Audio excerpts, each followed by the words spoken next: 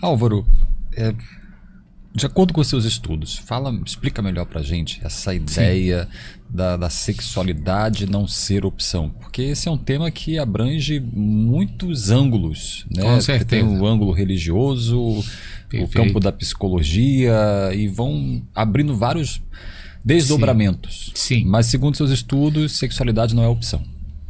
Segundo a minha observação, não é opção, e nós vamos analisar juntos, sempre, como é muito importante, dizendo que nós estamos aqui, não estamos para impor, estamos para somar.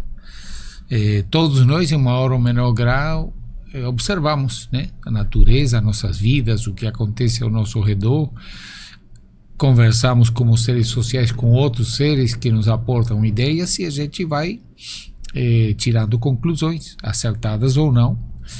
E estes momentos que a gente tem é o prazer de dizer: não vou guardar para mim minhas conclusões, eu vou compartilhar, mas com o máximo respeito para todas as tendências, as concordâncias e discordâncias. Sim.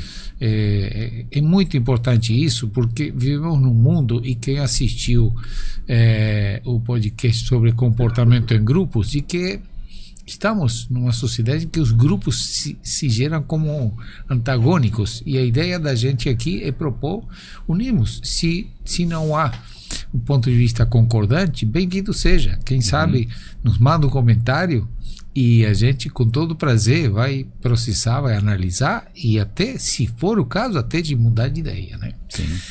Mas é um tema muito sensível, sabemos que é um tema muito sensível, é um tema que deixa muitas pessoas em atitude de defesa ou de alerta, e temos dois caminhos: ou fugimos dele por ser um tema polêmico e sensível, ou tentamos encará-lo com respeito, com maturidade, com argumentos, né?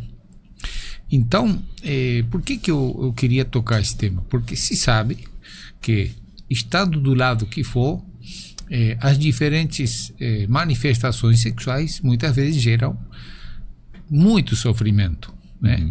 Por discriminação, por enfim, achar de que tal ou tal forma seja melhor ou pior, ou deva ser aceita ou não deva ser aceita. O que eu quero contribuir aqui é sobre como que eu vejo, porquê e baseado em quê. Porque não é só um achismo. É tentar, com aqueles que nos acompanham, contigo, levar uma linha de raciocínio que nos permita concluir sem fantasia, sem viagem, sem ficção, né? Eu diria que eu queria preliminarmente ou associativamente analisar juntos o seguinte: a Terra inerte, sem vida. Em algum momento a Terra foi inerte, e um dia apareceu a vida. É algo tão extraordinário, mas de tanta magnificência, que às vezes a gente até se esquece o que significa. Se fazemos um exercício de imaginação, encontrar terra, pedras, minerais, e que daí possa ter surgido uma coisa chamada vida, é tão fascinante. E vou falar isto uma e várias vezes. Não quero de momento entrar na concepção religiosa, científica, materialista ou agnóstica, ou seja lá o que for. O fato é que em algum momento a vida aconteceu. E o que esse início de vida tinha que ter obrigatoriamente? Tinha que ter uma estrutura mínima física para poder fazer todo o processo fisiológico, etc. e tal, e tinha que ter obrigatoriamente um código que pudesse construir aquilo e conduzir como seria tudo que envolve a sua continuidade como ser vivo e como uma nova brincadeira fantástica. Quer dizer, esse ser vivo, além de ele ter tudo que necessita, implica e obriga para ele ser um ser vivo, poder fazer com que ele faça novas versões, né? Sim. Isso é fato. porque isso não remete à situação de polêmica de religião ou não, ou ateísmo. Mas sim é uma realidade. Todas as células de todos os seres vivos do planeta, seja ele qual for, tem dentro dela um núcleo e tem dentro dela um código genético, que é o comandante de tudo que ali vai acontecer. Muito bem. Então isso, em algum momento nós vamos fazer um podcast sobre isso, porque Darwin, que é o mais admirado dos biólogos e dos observadores, ele percebeu de que a brincadeira da vida era fazer novas versões e que essas versões tivessem a capacidade de se adaptar melhor ao meio onde vivem para poder ser, por sua vez, os produtores de mais versões e assim sucessivamente. Magnífico. Essa primeira vida não era darwiniana, porque não era fruto de nenhuma seleção prévia. Ela surgiu como uma pedra fundamental, surgiu como algo que estava começando a acontecer e que se disseminou em 8,5 milhões de espécies que hoje temos na Terra. Muito bem.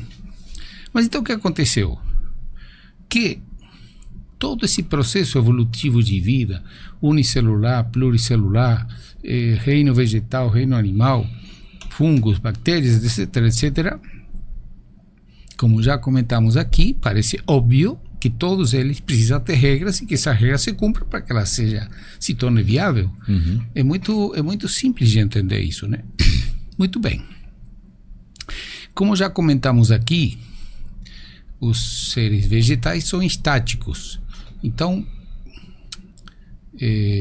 digamos que eles, por serem estáticos, têm a necessidade de se manter vivo e um sistema muito complexo, mas ao mesmo tempo dependem, não tem movimento, não tem ações, não tem decisões, e sim sempre estarão sujeitos ao melhoramento genético. Aquele que é mais forte, que sabe se alimentar melhor, que tem enfim, mais capacidade de encontrar o sol ou encontrar o alimento, é aquele que vai progredir naturalmente. Se sabe, sim, que os vegetais, eles têm muitas sensibilidades realmente sensacionais, né? Então eles, como não têm iniciativa, e muitos dos vegetais têm gameta masculino, gameta feminino, ou ainda que o tenha, precisa da diversidade, necessitam de agentes externos que ajudem na polinização. Há uns estudos fantásticos em que viram que, por exemplo, uma flor, ela precisa do agente polinizador, por exemplo, uma abelha, e é uma simbiose de favores. A abelha vai conseguir o alimento e a flor vai conseguir a polinização. Sim.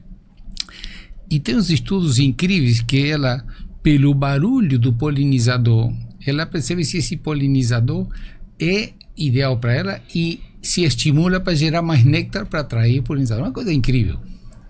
Mas, de todas formas, sendo um ser estático, ele não depende de decisões, de iniciativas processadas, né? Muito bem. Como já comentamos em outros podcasts, a vida funciona de uma forma muito simples. Você, eu e todos os seres no planeta têm necessidades biológicas. Se atendemos, vem o prêmio, a endorfina, a dopamina, o prazer. Seja ela qual for a função biológica.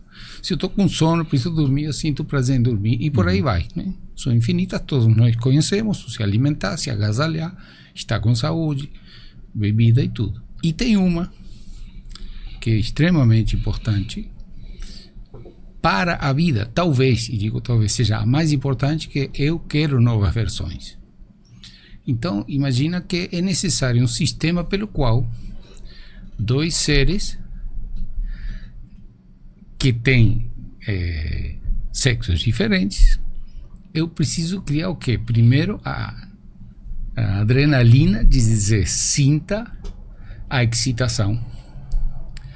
Porque preciso que se junte o espermatozoide com o óvulo para formar um novo ser. Então, preciso dar um estímulo muito grande, que é a libido. Preciso dar adrenalina para buscar de todas as formas que essa cópula aconteça. E vou dar uma carga enorme de prazer através dos hormônios do prazer, que pode ser endorfina, dopamina, etc. Eu preciso premiar e muito. Sim. Porque um ato que eu quero entre aspas, né? Como geração das novas versões, senão não será possível. Surge aí então o prazer, a libido, o prazer da cópula, o prazer do orgasmo, e assim a formação de novas versões. Impossível seria continuar com a espécie se não existisse esse mecanismo, porque se há uma indiferença, não há cópula, não há união de espermatozoide e não há novas espécies, né? Sim. Então, a sexualidade, ela certamente é o elemento de maior motivo de prazer, de estar permanentemente em ação hormonal, buscando essa realização. No podcast anterior, e com todo o respeito, falamos sobre os males que estão causando na Terra e que parece muito simples. Cada espaço físico tem uma limitação, por pequeno ou grande que seja. A Terra não é diferente, ela tem uma limitação.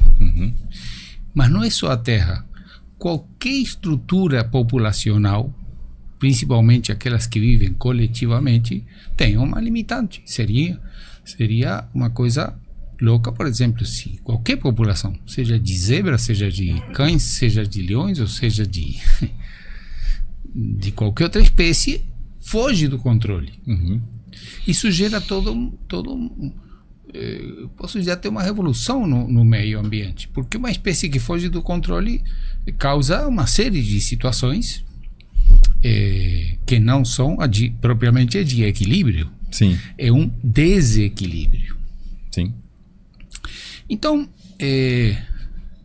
das populações que possam se observar de qualquer espécie, onde há um maior número do que o próprio ambiente deveria ter, há irreversivelmente alterações de comportamento e também do ponto de vista sexual.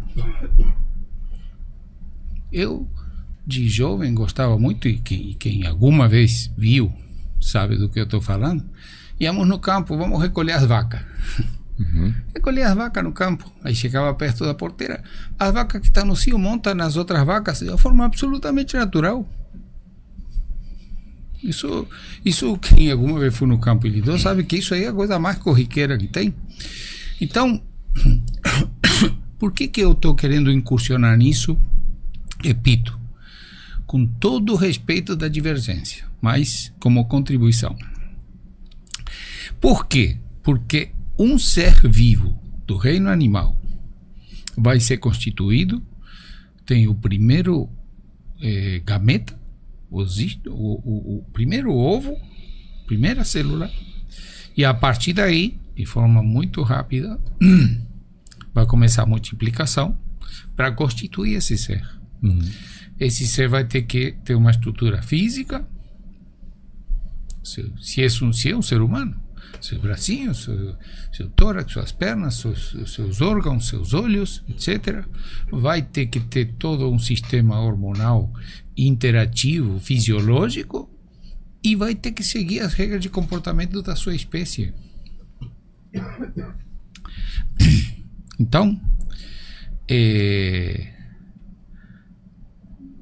existe um estudo feito que diz o seguinte, que a constituição física não está em sintonia exatamente dentro cronológica com a constituição sobre o comportamento sexual. Pode acontecer uma distorção, e é o que a gente vê. Uma pessoa que nasce com a estrutura física, mas eu não me sinto assim. E esse é um tema extremissimamente delicado, né? Mas eu sinceramente tenho a minha absoluta convicção de que uma criança que tem 3, 4, 5 aninhos e começa a manifestar um tipo de comportamento que não é compatível com a sua estrutura física, isso, a gente não pode chamar que isso seja livre-arbítrio, nem que seja escolha, nem que seja opção.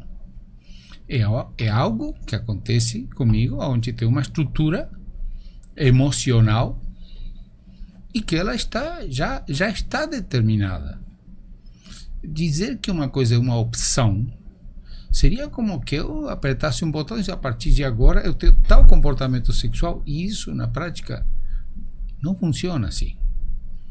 E traz enorme sofrimento, porque a pessoa acha que é um tipo de estrutura que vemos todos os dias, e que aqueles que apontam até com agressividade, eu perguntaria um por um se em algum momento pararam a pensar de que há toda uma constituição quando estamos desde o óvulo até nascer e posteriormente, que é como condenar porque eu tenho cabelo branco, ou condenar porque eu tenho altura máxima ou mínima. Faz parte da constituição desse ser. Faz parte da constituição. Como condenar uma criança de 4, 5 anos porque ela está com manifestações que são diversas da sua estrutura física? Me parece, no mínimo, não sei como colocar o adjetivo, mas um pouco leviano, sem interpretar. Será que é uma opção? E aí eu tenho certeza que não é. Já mencionamos várias vezes aqui o Sr. Robert Sapolsky, que é um dos melhores cientistas do mundo, como neurocientista, reconhecidíssimo universalmente, que ele diz: nós temos zero livre-arbítrio. Isso me impactou, porque eu admiro, como já comentei em outro podcast, porque ele não é só um estudioso da neurociência de laboratório, é um indivíduo que dedicou décadas aí em campo para observar o comportamento animal. Mas eu, com todo respeito, diria o seguinte: se nós tivéssemos zero livre-arbítrio, ninguém poderia ser condenado na justiça, porque eu diria, coitado, ele é fruto de um impulso. Não, eu acho que não levaria até esse extremo. Eu acho que a situação ou a forma de analisar tudo isso é que, definitivamente, para mim, a sexualidade não é opção. Essa palavra me causa tristeza por condenar quando a gente não tem a opção de uma série de coisas, impulsos, desejos e prazeres que nos surgem instintivamente. Eu acho que o ponto onde deveria se analisar ou se, digamos assim, observar tudo isso é sobre o aspecto como cada um de nós conduz, leva a nossa sexualidade. Acho que aí o divisor de águas seria sobre o respeito, a cordura, a forma como cada um leva a sua intimidade sem agredir, seja verbalmente ou de forma de se expor de uma forma que possa ser constrangedora para quem está do nosso lado. Aí sim, considero que podemos criar um divisor entre aqueles que levam com dignidade, com respeito, com postura de maturidade a sua condição, e aqueles que fazem disso uma expressão excessivamente escancarada, onde pode gerar um constrangimento para aquele que está convivendo com ele, ou que inclusive tenha uma opção diferente, né? Mas creio que a sociedade já até hoje foi extremamente dura em querer julgar alguém que tem uma característica e não uma escolha.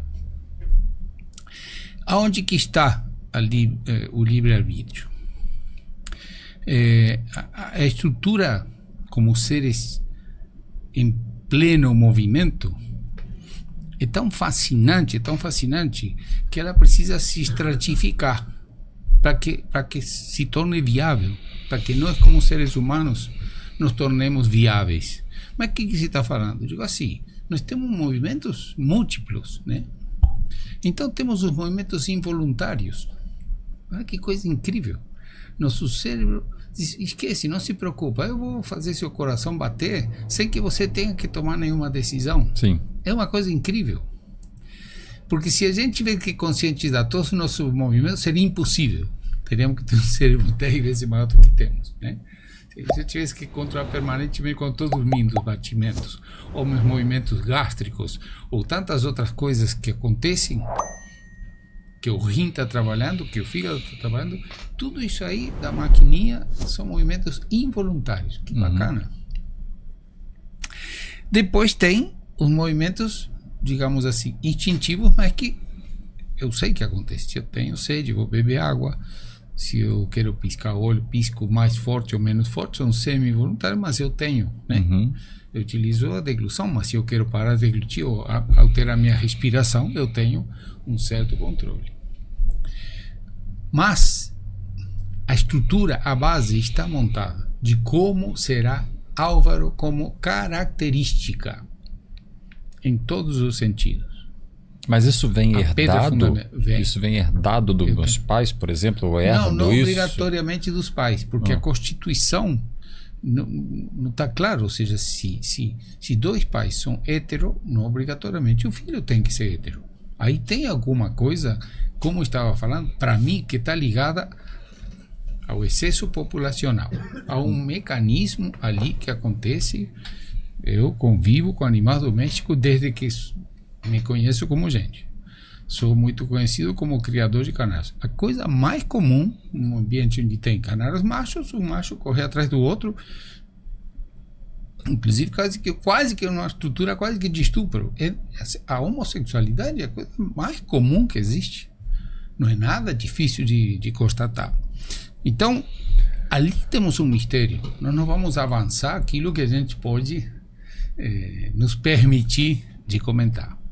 Mas é inegável de que na nossa sociedade os comportamentos sexuais estão se diversificando cada vez mais. Né? Há uma multiplicidade de comportamentos. Não são opção. Não são opção. Ninguém de nós se sente prazer em fazer coisas desse jeito, vai dizer, não, a partir de amanhã meu gosto vai mudar. Não existe isso. O que existe, e aí sim entraríamos já na parte de livre-arbítrio, a dignidade com que você carrega suas características, as manifestas e mantém sua reserva. Isso independe de ser homossexual, bissexual, hétero, etc. Independe. Sim. Se estamos numa reunião de família, eu não vou ficar dizendo o que eu faço com minha mulher entre quatro paredes, o que eu beijo, deixo de beijar, o que eu toco, deixo de tocar, porque vai gerar um constrangimento. Então, sim, não é uma coisa que envolve a opção ou o comportamento sexual. O que a gente deveria analisar como coisa certa ou errada é a forma e a dignidade, a maturidade e o respeito com que cada um de nós caminha por esta vida com sua característica, seus prazeres e sua forma de ser. Então, eu, com todo respeito, acho que não há necessidade, por exemplo, de fazer um desfile na principal avenida mostrando ou exibindo coisas que às vezes são um pouco excessivas. Se eu digo, eu tenho tal gosto, seja homo, seja hétero, seja bi, perfeito. Do momento que eu não começo a te dizer o que eu faço, com quem faço e de que maneira, ou fazer insinuações que não são cabíveis, eu acho que aí é que se quebra, ou aí é que o livre-arbítrio se pode dividir entre a pessoa que tem um comportamento socialmente aceitável ou a que tem um comportamento que me agride pelo constrangimento que possa me gerar determinado tipo de manifestações, seja ela qual for. Mas se nós estamos num período da sociedade que é como se fossem combos de pensamento, né? Eu tenho um combo. Se eu sou pertenço a um grupo religioso, então eu tenho que pensar de determinada forma e ter determinadas atitudes. Se eu sou de uma determinada ideologia política, então penso de determinada forma e ter determinadas atitudes. Aí entra naquela questão dos grupos, né? Então as pessoas acabam se organizando em grupos e naturalmente, pelo processo de pensamento de cada grupo, essas informações divergem. o que cada grupo pensa em relação a diversos temas, inclusive essa questão da sexualidade. Se a gente tem um determinado grupo, por exemplo, religioso, eles têm uma opinião porque tem um livro que respalda aqueles ensinamentos deles. Então, eu percebo que o senhor quer levantar aqui a bandeira do respeito e do entendimento sobre essa questão da sexualidade, que ela vem das nossas codificações e que nós não temos como determinar isso, correto? Mas ainda está muito no campo filosófico de como é que a gente vai conseguir estabelecer um respeito entre todos esses grupos ou um entendimento de que, olha, gente, não dá para julgar fulano porque ele tem essa sexualidade. Ele veio assim, vamos aceitar. Então, como lidar com isso na prática ali, né? Vendo as pessoas se organizando em grupos e dizendo que o que elas entendem é o verdadeiro? Sim. Bom, veja que nossas conversas vão entrando assim, numa coisa interessante, onde entram temas de outros podcasts que nós já incursionamos, né? Como agimos em grupo? Eu sugiro que assistam, porque acontece uma propensão nossa, de origem genética, é o seguinte: se você vive em sociedade, essa sociedade vai integrar grupos de várias origens, espécies e tendências, etc., E o comando diz assim: você vai ter uma tremenda dificuldade ou um bloqueio para aceitar que um outro grupo seja melhor que você, ou para mudar de grupo. Há uma questão comportamental que nos afeta demais, né? O futebol é uma coisa muito fácil de ver como se gera até ódio entre duas torcidas, porque um tem uma camisa amarela e outra roxa, né? Então, claro que há um mix de uma série de situações. Então, o que eu quero dizer, que o que você está comentando é válido, tá? Se se formou um grupo dos homossexuais contra os heterossexuais, já começou errado. O que nós precisamos como sociedade entender de que não existe isso. O que existe grupos entre grupos respeitosos e grupos que são reservados, né? Quero dizer, aquele que me cria um constrangimento, não importa a tendência sexual, qualquer uma delas pode ser constrangedora. E porque se fala muito diversidade, vamos aceitar a diversidade, sim, mas temos que aceitar ela sabendo que não é opção primeiro, porque para te condenar, na justiça existem duas formas, né? O doloso e o culposo. O doloso, eu não tenho culpa, aconteceu. Sim. E o doloso não, eu premeditadamente estou pensando em causar um dano. Sim. Tá. A sexualidade nunca é dolosa. A minha condição, a sua, de qualquer outro, é uma característica, como pode ser cor dos olhos, como pode ser cabelo, como pode ser barriguinha, como pode ser altura, como pode ser forma de unhas, ou como pode ser se a barba vai ser grisalha ou vai ser roxa. É uma característica, é imprescindível entender isso. Porque senão eu passo a considerar que o seu comportamento é doloso porque você escolheu uma coisa que é condenável. Não é. Não sei se estão me explicando bem. Sim. Então, a divisão de grupos não é esse. Eu tenho amigos, tenho muitas pessoas que têm vivência homossexual que são de extrema respeito, discrição, comportamento impecável, exemplar. E não me inspira nenhuma rejeição.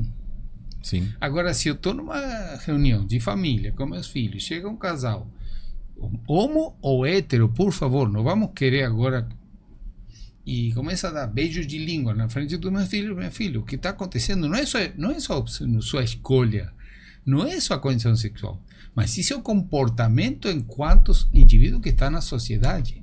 Então, muitas vezes, o que gera o constrangimento é a forma como eu expresso isso, como estou predisposto a dizer coisas das quais eu não estou interessado em ouvir. Sim. Se a sociedade conseguisse entender isso, se realmente vamos aceitar a diversidade, eu diria, está aceito para ontem. A diversidade não é problema. Eu quero que cada uma das pessoas seja feliz a seu modo. Quando é que essa felicidade tem limite? Quando alguém pelo comportamento dele, pode sentir um constrangimento, um mal-estar, uma tensão emocional por um comportamento que não é apropriado. Isso se aplica a todas as tendências sexuais. Mas eu exorto aqui, consigamos entender. Eu tenho um grande amigo argentino que um dia me ligou chorando, um grande amigo, me chama de irmão, que estava pensando em se suicidar. Porque o filho chegou na família e que tinha que comunicar que ele, enfim, que seu comportamento era homossexual e que ele chegou, filho, abraça seu filho, abraça, ame ele.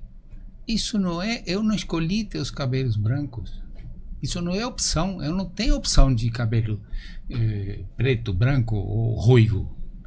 E a nossa estrutura emocional já veio, quando nascemos, sua pedra fundamental, seu manual, como você colocou. Sim. É este. Se você leva com dignidade ou não, é que vai fazer a diferença. E ali é que está o livre-arbítrio. Correto? Todos nós na nossa vida temos impulsos e eu acho que é muito triste negar. Muitas vezes até de violência. Um cara me fechou, né? Então me dá vontade de pular na jugular. Mas eu tenho livre-arbítrio, senão eu tenho esse livre-arbítrio. Com todo o respeito ao seu Sapolsky, eu acho que aí eu tenho livre-arbítrio.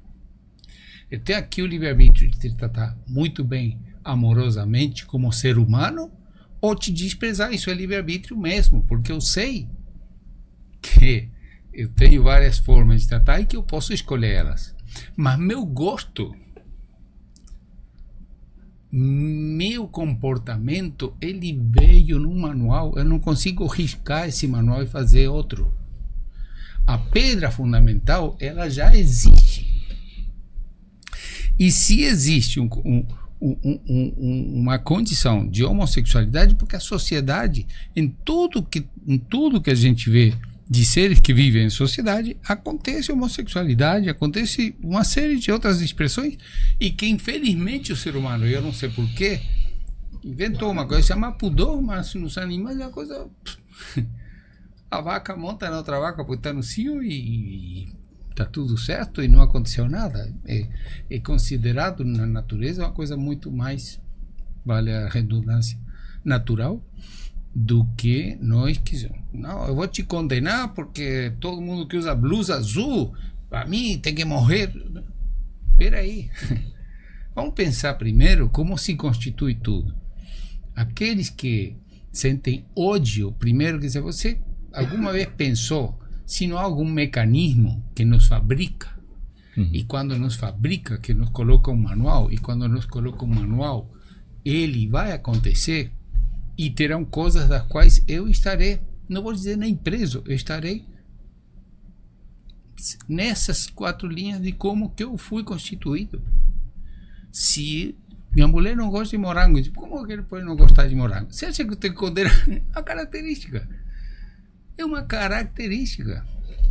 Mas aí, esses grupos organizados que entendem ou até agem contra essas características, isso atribuiria o quê? Uma falta de conhecimento, uma limitação de cognição, ou não querer realmente ver? Sim, é bem multidisciplinar e polifacético, né? Mas aí você vai encontrar grupos que chegam a extrema violência, até a morte, né? Tem exemplos, infelizmente, todo dia. E tem grupos que são normalmente pela sociedade perseguidos, que também geram uma estrutura, talvez de autodefesa, ou dizer, eu sou assim, e por mais que você queira me matar, me torturar, fazer o que me quiser, isso não vou conseguir. Não, às vezes digo, não, eu não quero mudar, mas ainda que quisesse, eu não vou conseguir. Sim. Ainda que quisesse. E obviamente, como a sociedade é cruel, mas é muito cruel, aquele que sente que há uma dividida entre seu sentimento e a sua estrutura física, na grande maioria, salvo famílias maravilhosas, ele passa por uma fase de conflito, porque aponta com o dedo e faz piadinha, ou a família não aceita, e aí entra uma fase de sofrimento, onde ele está disposto a participar de algum grupo como um sistema ou de vingança, ou de autodefesa, ou de assumir a ferro e fogo aquilo que ele é. E aí está criada essa situação. Então, a sociedade só vai avançar se a gente conseguir tratar esses temas extremamente polêmicos, primeiro, com respeito. Com respeito. O respeito ou a negação do respeito é quando há alguma agressão à minha pessoa por qualquer circunstância, seja física, seja constrangimento, aí acabou o respeito. E nós estamos aqui. Digo, beijei de língua minha mulher, ou tirei a roupa, vai ser um constrangimento. E isso, repito, isso não tem nada a ver com as N formas de sexualidade que possa acontecer na sociedade. E o que o senhor diria para alguém, para quem está nos assistindo agora, que de repente está vivendo isso, porém acaba lidando com o desrespeito de outras pessoas que não têm essa visão de que são características que já nascem, né? Que não dá para ficar mudando, vai viver, né? Tem que viver isso. Como que ela consegue lidar com isso? É muito difícil. Queria eu ter aqui uma varinha mágica que se lida dessa maneira, mas primeiro, e como já conversamos aqui várias vezes, de tentar entender melhor o que acontece e por que acontece, né? Tentar encontrar sempre aquilo entre o culposo e o doloso. Não há, com certeza, dentro do ser, seja qual for a forma como ele se comporta sexualmente, isso é uma constituição. Hoje tivemos uma notícia de que uma deputada, que é trans, foi para Harvard para dar uma palestra, e nos Estados Unidos aqui você não entra. Essa notícia é de hoje, 16 de abril de 2025. Deputada, ela é trans. Então, ela, na justiça do Brasil, ela conseguiu toda a sua documentação como mulher. A lei brasileira permite que isso aconteça. Chegou nos Estados Unidos aqui, essa lei não funciona, você não entra. Você vai entrar como homem. E ela negou a palestra de Harvard, porque nos Estados Unidos, não, aqui você nasceu homem, vai ser homem até morrer. Quem dessas pessoas que condenam ou cria essa lei sabe biologicamente como é a constituição do cérebro de cada um de nós, o que está acontecendo aí e o que será gravado e que ninguém vai conseguir mudar. Sim. Pode matar, que não vai mudar. Pode torturar, pode fazer o que quiser. Como não mudar as minhas formas, os meus gostos. Tem gostos que eu tenho e que são meus e que não são escolha minha. São características. Então, a exaltação, o implorar, é que nunca se use essa coisa de opção sexual, porque é a maior mentira que o ser humano já criou. Não é opção. Eu afirmo aqui, sem medo de errar, de que não é opção. Mas tem casos da psicologia em que a criança foi criada só pela mãe. Não vamos falar dos casos pontuais em que possa haver uma influência depois do nascimento, mas eu afirmo aqui sem medo, porque por respeito a todos, que quando nós somos constituídos, a parte física, fisiológica, ela vai acompanhada das regras do jogo com que eu vou jogar na sociedade onde fui inserido, onde nasci. Sim. E ali dentro vai acontecer situações em que meu manual diz uma coisa, o seu manual diz outra e outro manual diz outra. Aonde está o erro ali? Nenhum. Aonde está a possível condenação? É você, de alguma forma, me agredir, seja pela escancaração, seja por comportamento, seja pelo que for. aí sim, aí você entrou no livre-arbítrio que eu não vou permitir. Certo? Sim. Então, por que queria falar sobre esse tema aqui? Porque dói profundamente quantas mortes, quantas injustiças, quanto choro, quantos suicídios, quanta depressão, quanta infortúnio por mudar uma palavra, por dizer, você optou por tal coisa. Você pode optar por me jogar um copo d'água aqui, sim. Não está no seu manual. Mas a sua estrutura, o seu alicerce comportamental, ele vem e está constituído de sólido igual concreto. Com o tempo terá nuances e tal, como você falou. Aquele que se sentir ofendido vai integrar um grupo para fazer vingança. Sim. E outro que acha que dono de tudo, ele tem certeza que você optou por isso, vai querer te matar e ele está errado. Eu estou dizendo aqui que está errado. Não tem opção. Sim. Tem característica. E dentro do tema da sexualidade, tem outro tema tremendo, terrível, que me chamou muito a reflexão, porque quanto sofrimento também, né? Sobre comportamento geral, né? Então, para efeitos da formação de novas espécies, tem homem e tem mulher, perfeito. Fisicamente há uma diferença óbvia. O homem produz milhões de espermatozoides. Ele pode gerar, em tese, sei lá, 2 filhos por semana. Uhum. A mulher, ela tem ovulação mensal. Naquele momento é salvo gêmeos e tal.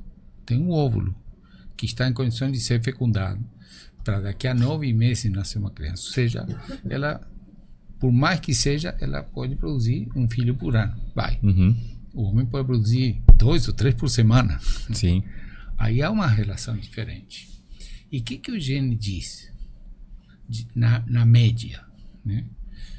Cara, quanto a mulher aparece, em tese é a libido permanente para espalhar seus espermatozoides o máximo que puder. Uhum. A mulher tem um só.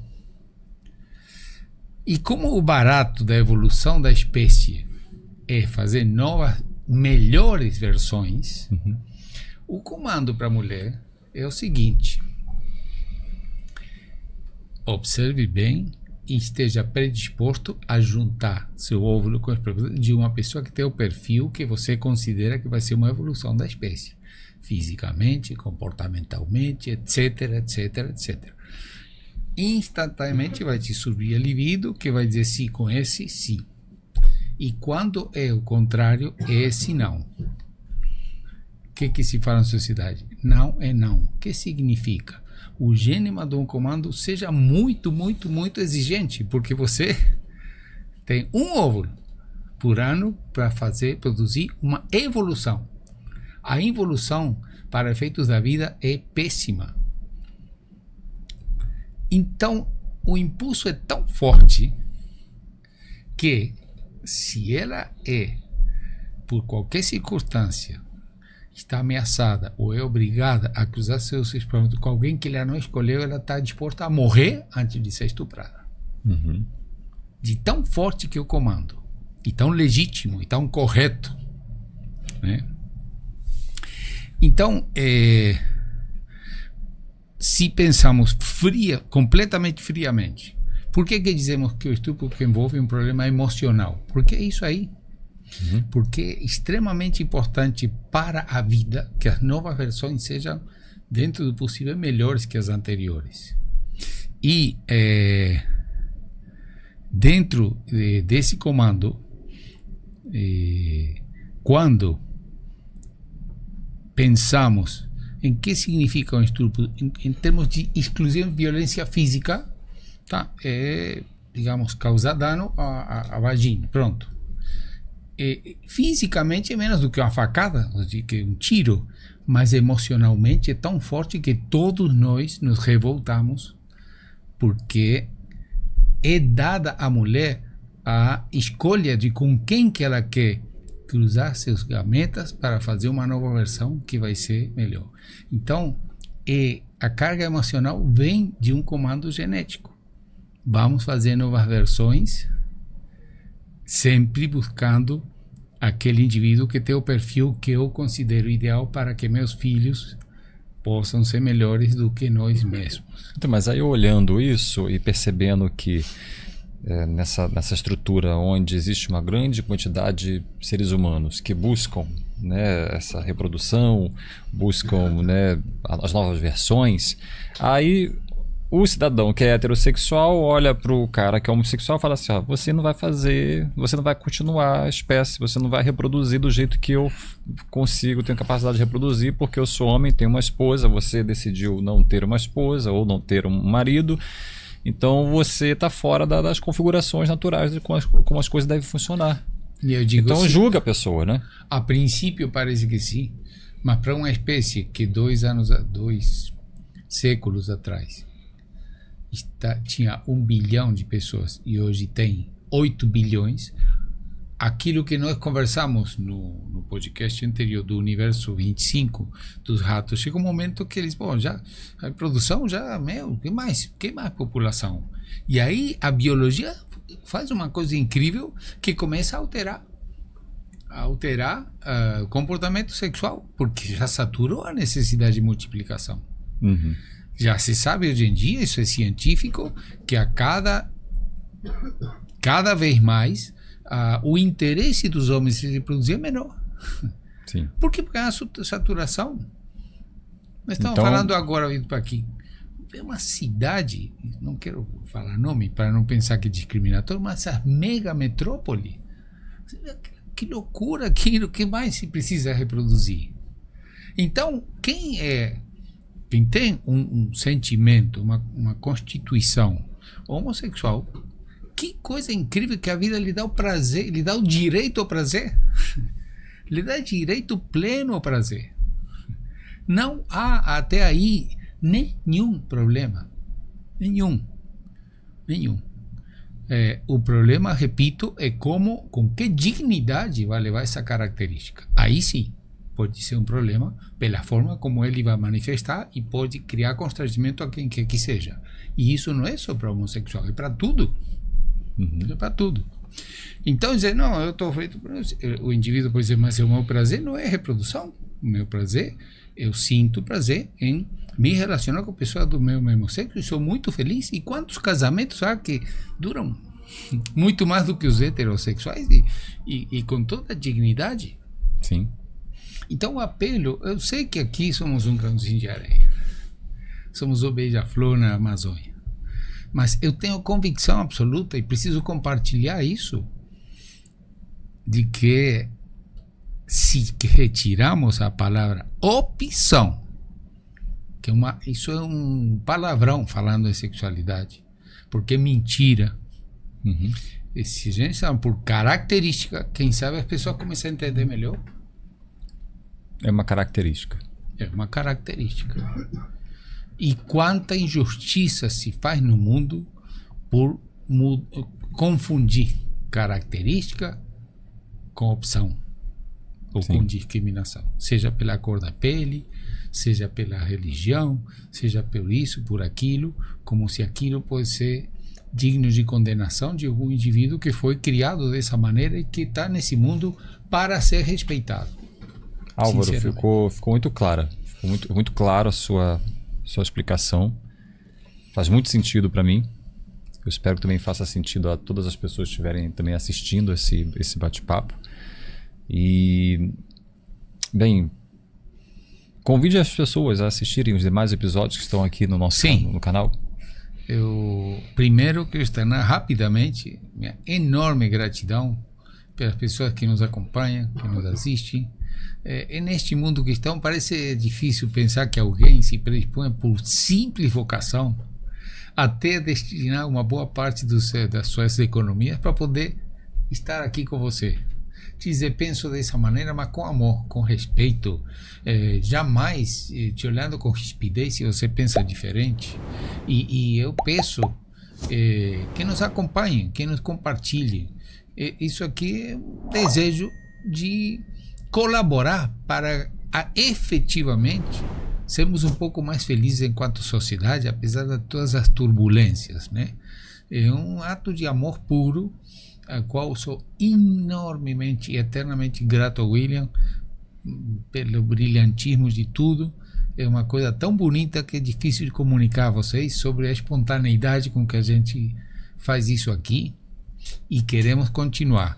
Precisamos da sua ajuda. Em que sentido? Apenas em que essa sementinha possa, quem sabe, passar uma mensagem de vivermos melhor, sem criar grupos, nem divisionismo, nem que nós somos melhor que ninguém, nem preconceitos, pior. Né? Em vez de deixar para nós e levar para embaixo da terra aquilo que nos iluminou a mente, que coisa melhor que estar aqui e dizer: compartilhe, fique à vontade, e se deu uma mudança nos milhares que nos assistem, já vai ter valido a pena. Né? Maravilha. Então nós encerramos esse nosso bate-papo. Agradeço aqui por estarmos todos juntos, né? E termos outros vídeos também que estão aí no canal. E é isso, né? É isso aí.